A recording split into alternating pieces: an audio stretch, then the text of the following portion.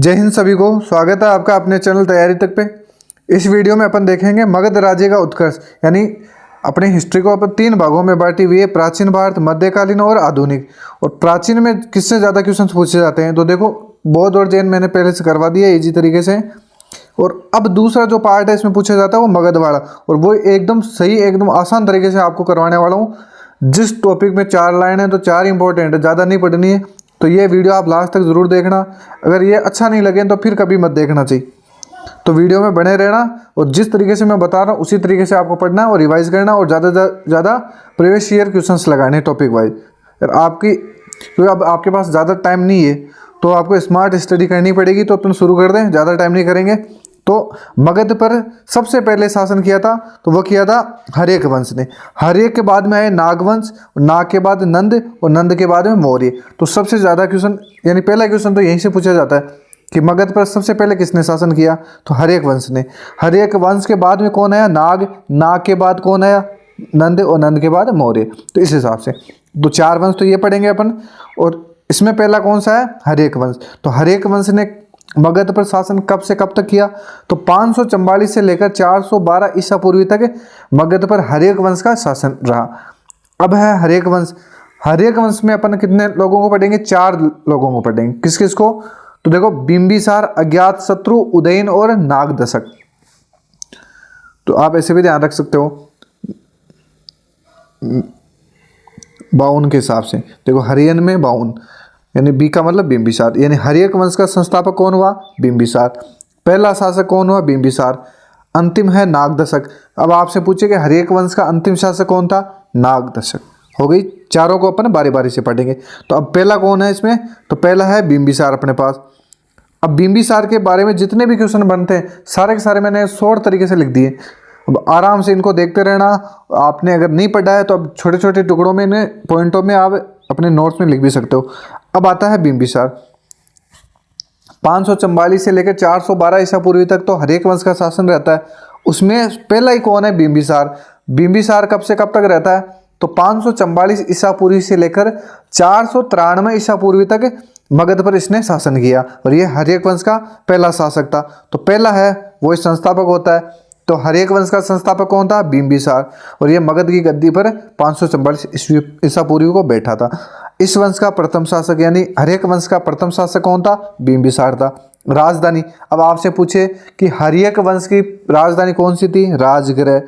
आपसे पूछे कि मगध की पहली राजधानी कौन सी थी? राजगृह। तो ये ध्यान रखना। अब राजधानी आगे जाके चेंज होगी तो वो भी ध्यान रखना, ये पूछी जाती है पहली कौन सी थी, दूसरी, तीसरी कौन सी थी। तो पहली राजधानी राजगृह थी और हर्यक वंश की राजधानी भी यही थी। ये बौद्ध धर्म का अनुयायी था। यानी जो बिंबिसार था ये किस धर्म का अनुयायी था ये भी पूछा जाता है। तो ये बौद्ध धर्म का अनुयायी था। ये प्रथम भारतीय राजा था जिसने प्रशासनिक व्यवस्था पर बल दिया। अब क्वेश्चन आपसे पूछ ले कि पहला भारतीय राजा कौन था जिसने प्रशासनिक व्यवस्था पर बल दिया तो ये बिंबिसार था और ये हर्यक वंश का संस्थापक था। फिर है बिंबिसार ने किसको हराकर अंग राज्य को मगध में मिला लिया। देखो यहाँ थोड़ा सा टाइपिंग मिस्टेक हो गई है, यह है मिला लिया। तो बिंबिसार ने ब्रह्मदत्त को हराकर अंग राज्य को मगध में मिलाया था। यानी बिंबिसार ने किसको हराया था? ब्रह्मदत्त को। और फिर क्या किया? अंग को मगध में मिला लिया। फिर है ये क्वेश्चन भी पूछा जाता है महात्मा बुद्ध की सेवा के लिए बिंबिसार ने किसको भेजा था तो राजवेद जीवक को भेजा था। यानी कि बिंबिसार ने किसको भेजा था महात्मा बुद्ध की सेवा के लिए तो उसका एक राजवेद था जीवक, उसको बुद्ध के पास सेवा के लिए भेज दिया।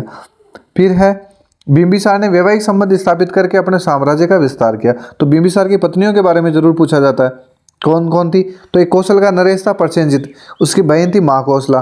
तो कौशल नरेश की बहन महाकौशला। वैशाली के चट्ट की बहन चेलना। और मध्य देश को आधुनिक पंजाब के नाम से जाना जाता था।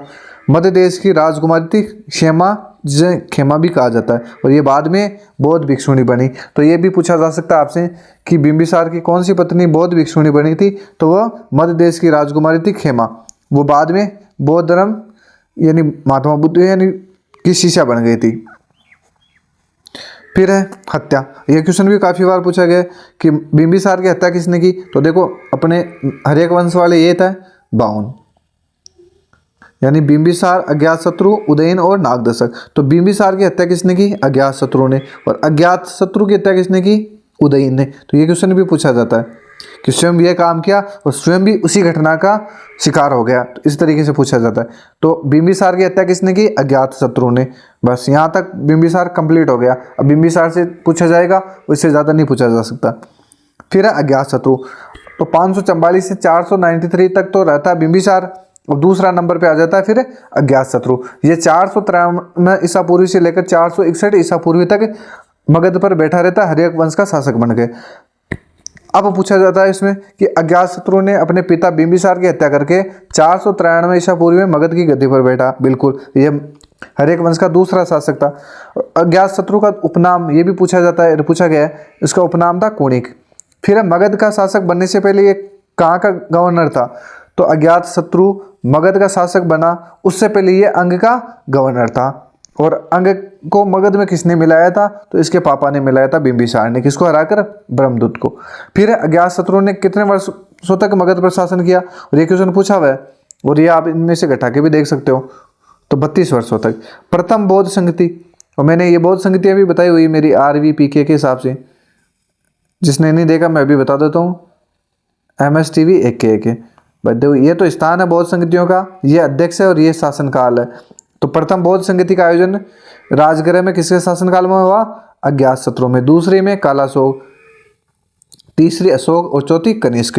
अध्यक्ष कौन था पहली का? तो महाकश्यप था। तो महाकश्यप की अध्यक्षता में जो प्रथम बौद्ध संगति का आयोजन हुआ था राजगृह में, यार हो गया राजगृह, तो इसकी अध्यक्षता महाकश्यप ने किया और ये अज्ञातशत्रु के शासनकाल में हुई थी।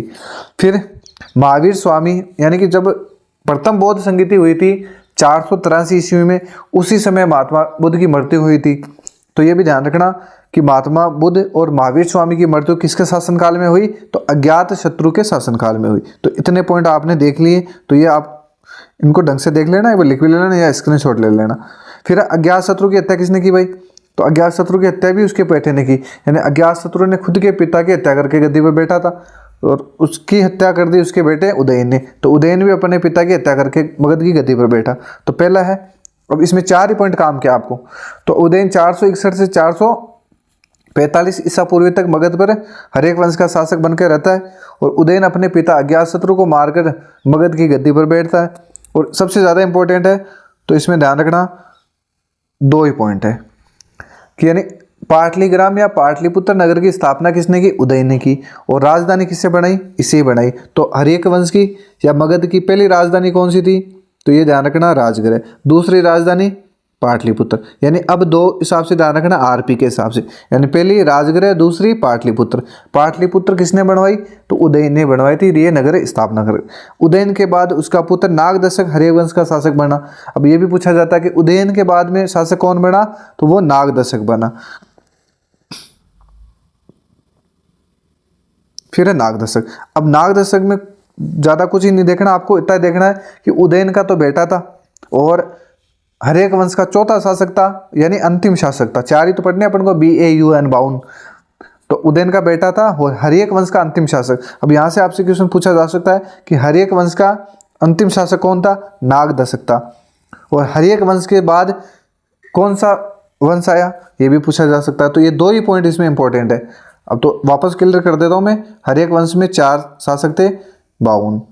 ये संस्थापक था, ये अंतिम था।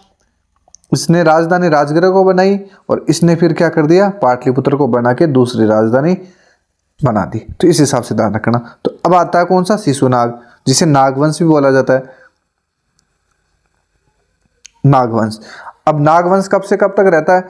तो देखो 544 से 412 तक तो हर्यक वंश रहता है मगध पर, और फिर 412 से लेकर 344 तक कौन रहता है? तो वह रहता है शिशुनाग वंश, जिसे नागवंश भी बोला जाता है। अब क्या हुआ इसका संस्थापक? तो इसका संस्थापक था शिशुनाग। इसका संस्थापक था शिशुनाग, और शिशुनाग ने पाटलिपुत्र से हटाकर वैशाली बनाई, यानी मगध की राजधानी पाटलिपुत्र से हटाकर वैशाली किसने बनाई थी? शिशुनाग ने। अब राजधानियां 3 मिल गई अपने पास। पहली कौन सी थी? राजगृह, फिर पाटलिपुत्र, फिर वैशाली, यानी कि राजगृह RPV। आपके अपने पास 3 पॉइंट आ गए RPV, यानी ये कीवर्ड याद रखने हैं आपको जब भी आप पढ़ो, जब भी एग्जाम में क्वेश्चन आए, वहाँ कन्फ्यूज तो अब ये कीवर्ड आपके बहुत काम आएंगे। यानी अब ये राजगृह किसने बनाई? बिंबिसार ने, दूसरी पाटलिपुत्र उदय ने, और तीसरी इसने बनाई। तो इस हिसाब से आप देख सकते हो, यानी शिशुनाग ने। तो अब वर्तमान में राजधानी कौन सी रह गई? वैशाली। तो ये मगध की तीसरी राजधानी है वैशाली। और इसका उत्तराधिकारी था कौन था? काल अशोक, जिसके समय दूसरी बौद्ध संगीति भी हुई थी और इसे काकवर्ण के नाम से भी जाना जाता है। और इसने क्या कर दिया? राजधानी को वैशाली से हटाकर वापस क्या कर दी? पाटलिपुत्र। तो अपने पास 4 पॉइंट हो गए, कौन से? आरपी, वीपी, आरपी और वीपी।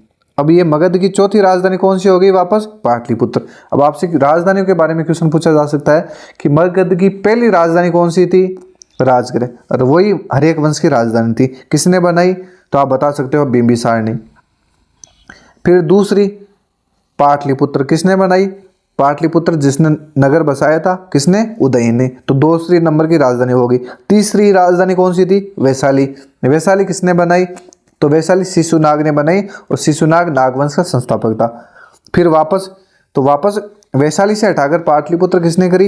यानी दूसरी बार अगर आपसे पाटलिपुत्र पूछे तो वो हो जाएगा कालाशोक, जिसे काकवर्ण के नाम से भी जाना जाता है। और इसी के समय दूसरी बौद्ध संगति हुई थी। कहाँ हुई थी? वैशाली में हुई थी। और अध्यक्षता किसने करी? तो वो अपनी ट्रिक थी MS-TV, MS 2 नंबर पे एस आ रहा, मतलब सभा कामी ने। तो इस हिसाब से ध्यान रखना। फिर है नंदीवर्धन। अब देखो मैंने केवल 4 ही पॉइंट डाले इसमें नागवंश में, संस्थापक, उत्तराधिकारी और अंतिम। तो ये इस हिसाब से आपको ध्यान रखने। अंतिम, इस वंश का अंतिम शासक कौन था? नंदीवर्धन। अब आपसे क्वेश्चन पूछा जा सकता है कि नागवंश का पहला शासक या संस्थापक शिशुनाग, अंतिम शासक नंदीवर्धन। राजधानी के बारे में मैंने बता दिया।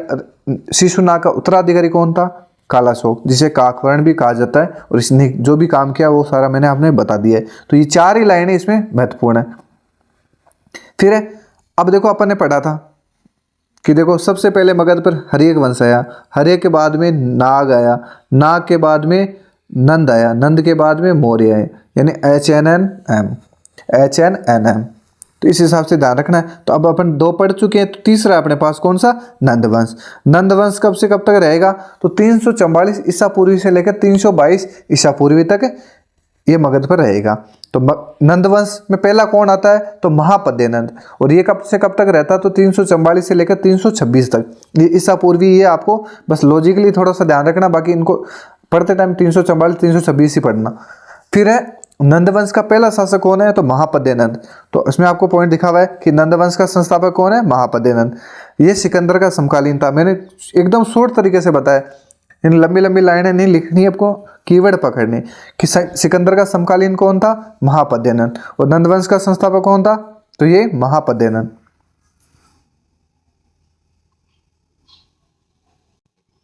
तो इस वंश का महान शासक कौन था? तो महापद्य नंद। इसमें सॉरी एक मिनट ये ध्यान रखना, ये सिकंदर का समकालीन नहीं था। सिकंदर का समकालीन तो घनानंद था। तो ये ध्यान रखना। तो इसमें महापद्य नंद हो गया 344 से 326। नंदवंश का संस्थापक कौन था? महापद्य नंद। और महानंदीवर्धन भी ध्यान रखना, ये भी दिया हुआ है महानंदीवर्धन, महानंदीवर्धन। इस हिसाब से ध्यान रखना। इस वंश का महान शासक कौन हो गया? महानंद। और कलिंग में इसने सिंचाई हेतु एक नहर का निर्माण करवाया। तो आपसे क्वेश्चन पूछा जा सकता है कि किस नंदवंश के शासक ने कलिंग में सिंचाई हेतु नहर का निर्माण करवाया? तो वह था महापद्य नंद। अब चलते हैं आगे। अब है घनानंद। बस इसको ध्यान रखना। तो इसने क्या किया?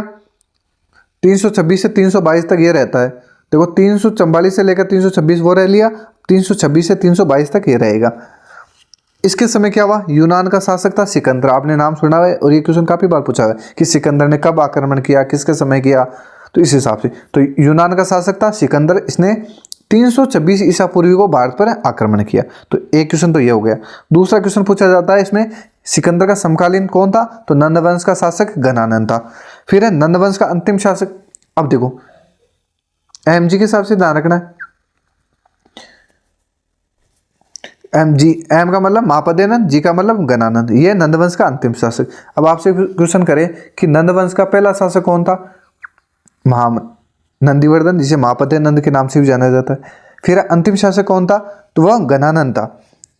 फिर है अगला पॉइंट, चंद्रगुप्त मौर्य ने क्या किया, 322 ईसा पूर्वी को कौटिल्य, जिसे चाणक्य के नाम से भी जाना जाता है, इसकी सहायता से गणानंद को हरा दिया और हराकर मौर्य साम्राज्य की स्थापना करी। तो वही अपन ने HNNM देखा है कि हर्य के बाद में नाग और नाग के बाद में नंद और नंद के बाद मौर्य। तो मौर्य वंश की स्थापना कैसे हुई, तो चंद्रगुप्त मौर्य ने 322 ईसा पूर्वी को कौटिल्य या जिसे चाणक्य भी बोला जाता है उसकी सहायता से गणानंद को हराया और हराकर मगध पर मौर्य साम्राज्य की स्थापना कर दी। तो अब आपसे ये 4 ही पॉइंट है, बस ये ध्यान से देखने और कीवर्ड में अपने हिसाब से सेट कर लेना इनको माइंड में, या अपने नोट्स में भी लिख सकते हो। तो इस हिसाब से तो ये हो गया। अब जैसे आप क्वेश्चन लगाओगे आराम से हो जाएगा। अब आता है मौर्य। मौर्य वंश पढ़ेंगे अपन। तो मौर्य में सबसे पहले कौन आता है, तो मौर्य में चंद्रगुप्त मौर्य आता है। तो ये कब से कब तक रहेगा, ये रहेगा 322 ईसा पूर्वी से लेकर 298 ईसा पूर्वी तक। अब इसमें देखो काम काम की चीजें। तो मौर्य वंश का संस्थापक कौन किसे माना जाता है, चंद्रगुप्त मौर्य को। इसने गणानंद को हराकर मौर्य साम्राज्य की स्थापना रखी या वंश की स्थापना करी। तो संस्थापक भी यही हो गया। फिर है चंद्रगुप्त मौर्य व कौटिल्य ने सर्वप्रथम 322 ईस्वी में पंजाब पर आक्रमण किया और वहां के यूनानी गवर्नर था फिलिप, और ये क्वेश्चन भी पूछा जाता है कि फिलिप की हत्या कर दी। और पंजाब विजय चंद्रगुप्त मौर्य की प्रथम विजय थी। तो ये ध्यान रखना, क्योंकि इसका शासन होने के बाद में, यानी इससे पहले तो इसने मौर्य साम्राज्य की स्थापना करने से पहले तो किसको हराया था, तो वो गणानंद को हराया था। तो इसमें ये ध्यान रखना। फिर है चंद्रगुप्त मौर्य की जो पंजाब विजय थी ये पहली विजय थी। तो आपसे क्वेश्चन पूछे कि चंद्रगुप्त मौर्य की प्रथम विजय कौन सी थी, तो वह पंजाब विजय। फिर उसके बाद में क्या, 321 ईसा पूर्व में वही कौटिल्य की सहायता से, क्योंकि कौटिल्य इसका प्रधानमंत्री था, एक क्वेश्चन पूछा भी जाता है। तो 321 ईसा पूर्व में इसने मगध पर आक्रमण किया और उसे जीत लिया, पुनः आक्रमण किया। तो मगध को पुनः कब जीता, तो 321, और पहली बार 322 में, और पंजाब विजय इसकी पहली विजय थी। फिर 305 ईसा पूर्व में सिकंदर का सेनापति था सीरिया के शासक सेल्यूकस, यानी सिकंदर का सेनापति था और सीरिया के शासक सेल्यूकस ने आक्रमण किया। तो ये क्वेश्चन भी पूछा जाता है कि सिकंदर का सेल्यूकस ने आक्रमण कब किया, 305 में। और फिर बात बनी नहीं तो सेल्यूकस ने क्या कर दिया, इन दोनों के बीच संधि होगी, और संधि की शर्तें यही थी कि सेल्यूकस ने अपनी पुत्री कर्नेलिया, जिसे हेलेना भी बोला जाता, उसका विवाह चंद्रगुप्त मौर्य के साथ कर दिया, और अपना राजदूत था मैगेसनीज, उसको चंद्रगुप्त मौर्य के राजदरबार में भेज दिया। यानी कि चंद्रगुप्त मौर्य के राजदरबार में कौन रहने लगा, मैगेसनीज, और मैगेसनीज ने इंडिका नामक पुस्तक लिखी है, और ये क्वेश्चन भी पूछा जाता है। फिर है मृत्यु के बारे में भी क्वेश्चन पूछा जाता है कि देखो चंद्रगुप्त मौर्य की मृत्यु कब हुई, 298 ईसा पूर्व को। कहाँ हुई थी, मैसूर में एक जगह है, मैसूर खुद कर्नाटक में। तो श्रवण बेलगोला नामक जगह है, वहाँ एक पर्वत है चंद्रगिरी का पर्वत, वहाँ पे चंद्रगुप्त मौर्य की मृत्यु हुई थी। चंद्रगुप्त मौर्य ने अपना अंतिम समय श्रवण बेलगोला जो कर्नाटक में वहाँ बिताया। तो ये क्वेश्चन भी पूछा जाता है कि चंद्रगुप्त मौर्य ने अपना अंतिम समय कहाँ पे बिताया, तो श्रवण बेलगोला जो कर्नाटक में वहाँ पे बिताया था। फिर आपसे क्वेश्चन पूछा जा सकता है कि रुद्रदामन का एक अभिलेख है, रुद्रदामन का जूनागढ़ अभिलेख, एकमात्र ऐसा अभिलेख है जिसमें चंद्रगुप्त तथा अशोक का नाम एक साथ मिलता है, यानी चंद्रगुप्त मौर्य और अशोक का नाम एक साथ किस अभिलेख में मिलता है, तो वह है रुद्रदामन का जूनागढ़ अभिलेख। फिर है ध्यान रखना कि जैन आचार्य भद्रभाव से प्रभावित होकर जीवन के अंतिम दिनों में जैन धर्म स्वीकार कर लिया। यानी चंद्रगुप्त मौर्य ने किससे प्रभावित होकर जैन धर्म स्वीकार किया, तो वह भद्रभाव से प्रभावित होकर। फिर है बिंदुसार। अब देखो ये क्वेश्चन पूछा जाता है कि चंद्रगुप्त मौर्य का उत्तराधिकारी कौन था, तो चंद्रगुप्त मौर्य का उत्तराधिकारी था बिंदुसार, यानी CBA के हिसाब से ध्यान रखना। यानी चंद्रगुप्त का उत्तराधिकारी बिंदुसार और बिंदुसार का उत्तराधिकारी अशोक। तो अब अपन पढ़ेंगे बिंदुसार को, और बिंदुसार 298 से 273 तक रहता है। अब बिंदुसार से क्या क्या क्वेश्चन पूछे जा सकते हैं, तो बिंदुसार चंद्रगुप्त मौर्य का पुत्र तथा अशोक का पिता था। दूसरा पॉइंट है ये कब बैठा, तो 298 में बैठा था। फिर है यूनानी इतिहासकारों ने बिंदुसार को अमित्र चेट्स कहा, और जिसका मतलब होता है अमित्रघात, और इसका हिंदी शाब्दिक अर्थ होता है शत्रु का विनाश करने वाला। तो किस शासक को अमित्र चेट्स के नाम से या अमित्रघात के नाम से जाना जाता है, ये क्वेश्चन भी काफी बार पूछा गया है। तो किससे जाना जाता है, बिंदुसार को। और बिंदुसार किस संप्रदाय का अनुयायी था, तो ये आजीवक संप्रदाय का अनुयायी था और ये इस आजीवक संप्रदाय की स्थापना मौखली घोषाल ने की थी, तो ये भी ध्यान रखना। फिर है सीरिया का नरेश था एंटियोकस, उसने अपने राजदूत डायमेकस को बिंदुसार के राज दरबार में भेजा। और ये क्वेश्चन पूछा जाता है कि कौन बिंदुसार के राज दरबार में आया, तो डायमेकस। तो इस हिसाब से ध्यान रखना, यानी बीडा के हिसाब से ध्यान रखना, बी यानी बिंदुसार, डा यानी डायमेकस, तो बीडा राज दरबार में आ गया। इस हिसाब से ध्यान रखना कि सीरिया का बीडा बिंदुसार के दरबार में आया। तो ये 5 पॉइंट है, ये आपने देख लिए। अब है अशोक। अशोक है 273 से 232 तक ये मौर्य वंश का शासक बना रहता है। तो ये बिंदुसार का उत्तराधिकारी था, बिंदुसार का उत्तराधिकारी था। फिर बिंदुसार की 16 रानियों में से 101 पुत्र हुए, जिनमें से अशोक जो सर्वाधिक तेजवान था, और अशोक का एक ही सगा भाई था, उसका नाम था विक्ताशोक। तो ये क्वेश्चन भी पूछा गया है कि अशोक के सगा भाई का नाम क्या था, तो विक्ताशोक। अशोक की माता का नाम सुभद्रांगी था और राजगद्दी पर बैठने के समय अशोक अवंती का राज्यपाल था, तो ये भी ध्यान रखना है। और पुराणों में अशोक को अशोक वर्धन कहा गया है। तो ये 6 पॉइंट आपको ढंग से एक बार देख लेना है। माता का नाम सुभद्रांगी और इसका एक ही भाई था, यानी कुल तो 16 रानियों के 101 पुत्र हुए थे बिंदुसार की, लेकिन उन्हें 101 में अशोक सबसे ज़्यादा तेजवान था और अशोक के केवल एक ही सगा भाई था, यानी 101 में 99 अलग थे। अशोक और अशोक का भाई विक्ताशोक, ये 2 थे। फिर अशोक की माता का नाम सुभद्रांगी था और ये गद्दी पर बैठा, उससे पहले ये अवंती का राज्यपाल था। और पुराणों में अशोक को अशोक वर्धन कहा गया। और ये सबसे ज़्यादा इंपॉर्टेंट है, तो देवनाम प्रियदर्शी ये अशोक की सर्वाधिक लोकप्रिय उपाधि थी। आपसे क्वेश्चन पूछे कि देवनाम प्रियदर्शी किसकी उपाधि थी, अशोक की, ये पूछी हुई भी देख लेना आप। फिर अशोक ने अपने राज्याभिषेक के 8 वर्ष बाद 261 ईस्वी सा पूर्व में कलिंग युद्ध जीता, यानी अशोक ने कलिंग विजय कब प्राप्त की, तो 261 में। अब कलिंग विजय की जानकारी किसमें मिलती है, तो अशोक के 13वें अभिलेख से ये कलिंग विजय की जानकारी मिलती है। और कलिंग विजय के बाद अशोक ने कौन सा धर्म स्वीकार किया, तो बौद्ध धर्म। अब देखो चंद्रगुप्त मौर्य था, वो तो जैन धर्म अपना लिया उसने, और उसका उत्तराधिकारी था वो बिंदुसार था। बिंदुसार आजीवक संप्रदाय का अनुयायी बन गया और उसका उत्तराधिकारी था अशोक, और ये बौद्ध धर्म का अनुयायी बन गया।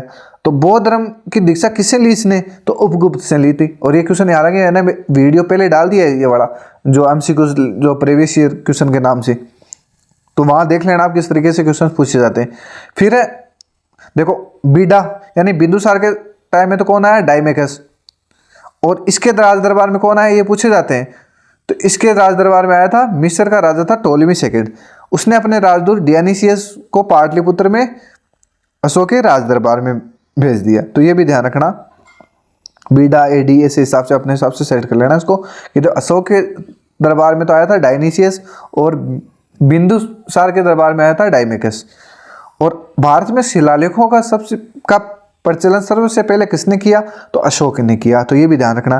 फिर है शिलालेख, ये क्वेश्चन भी पूछा जाता है, यानी कि मैंने इस वीडियो में वही चीज़ें डाली है जो आपको पूछी जा सकती है, और ये इन्हें ज़्यादा लेंथी भी नहीं है, ज़्यादा कम भी नहीं है। हालांकि लगे कि इतने शॉर्ट में क्या है, बिल्कुल शॉर्ट नहीं है। मैंने यही ऑफलाइन कोचिंग में पढ़ा है, और वो भी दिल्ली पुलिस जैसे एग्जाम में। और आरएस में मैक्सिमम मेरे 95% से ज़्यादा हिस्ट्री में से क्वेश्चन पूछे गए। पॉलिटी में जो मैंने पढ़ा है, यानी हिस्ट्री पॉलिटी सारा मैंने पढ़ा है, उसके बावजूद मैक्सिमम क्वेश्चन मिले। तो इसमें ये कभी भी नहीं सोचना कि कम लिखे हुए हैं तो इनसे बाहर जाएगा, ज़्यादा कुछ नहीं जाता इनसे। तो अब है शिलालेख। तो अशोक के शिलालेखों की खोज 1750 ईस्वी में पादरेटी पेंथेले ने की थी, और इन खोज करने पर कितने शिलालेख मिले, तो वो 14 शिलालेख मिले थे। और अशोक के शिलालेख को सबसे पहले पढ़ा किसने, देखो 2 क्वेश्चन यहाँ, दोनों पॉइंट है, दोनों इंपॉर्टेंट है। खोजा किसने और पढ़ा किसने, कब खोजा कब पढ़ा, ये दोनों आपको पता होना चाहिए। तो खोजा तो पादरेटी पेंथेले ने 1750 में, और अशोक के शिलालेखों को पढ़ने वाला पहला था वो था जेम्स प्रिंसेप, इसने पढ़ा था 1837 में। अब इसमें से 4 देखो, कुल तो 14 अभिलेख है, यानी 14 शिलालेख है। अब इनमें से 4 ही शिलालेख आपको ध्यान रखने हैं, संख्या तो 14 ध्यान रखनी है।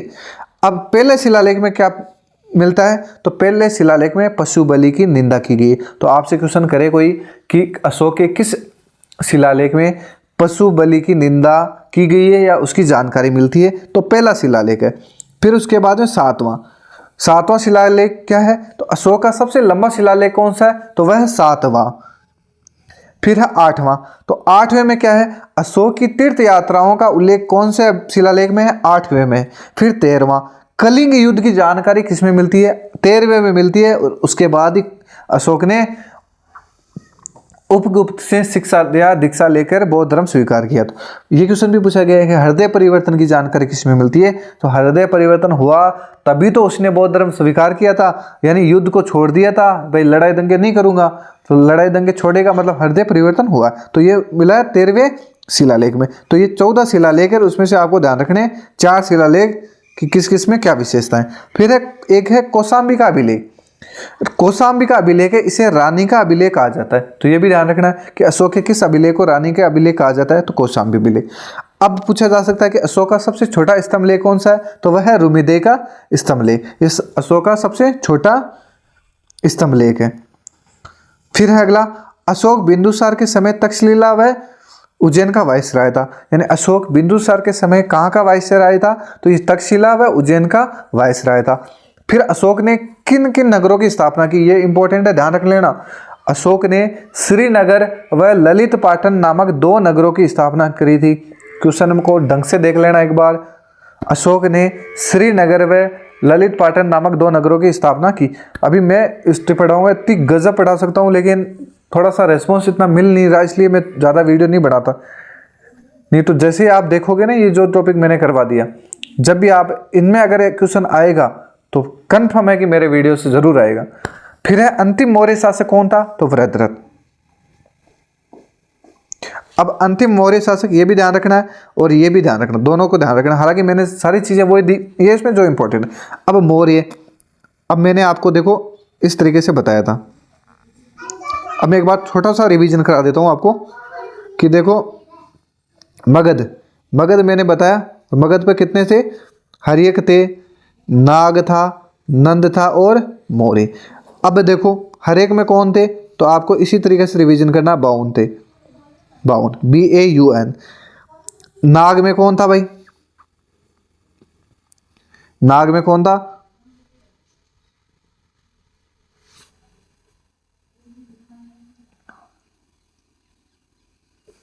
सॉरी ये मिट गया, इसको देखो वापस लिखता हूँ। हर्यक, नाग, नंद और मौर्य। वही हर्यक में तो था बाउन, BAUN, ठीक है। इसमें था, तो नाग में था शिशुनाग, काकवर्ण और नंदीवर्ण, यानी SKN 2 नंबर वाले में। इसमें क्या था? MG पढ़ा था अपन ने, महापद्यनंद और गणानंद। और इसमें क्या पढ़ेंगे? तो इसमें पढ़ेंगे CBA, इस हिसाब से पढ़ना अपन, CBA और लास्ट वाला वृद्धरथ, तो इस हिसाब से। तो मैंने सारे बता दिए। अब हर एक वंश के आप आराम से बता सकते हो, बिंबिसार, अज्ञातशत्रु, उदयन और नागदशक। इसमें SKN का मतलब शिशुनाग, काकवर्ण और नंदीवर्धन, तो इस हिसाब से। महापद्यनंद, गणानंद, अब इनके बारे में आप ये कीवर्ड लिखे आप पूरा रिवाइज कर सकते हो, किसने क्या किया, इसने ये काम किया, इसने ये किया, इसने पाटलिपुत्र बसाया, ये अंतिम था, इसके समय ये हुआ, सारी चीज़ आप रिवाइज कर सकते हो।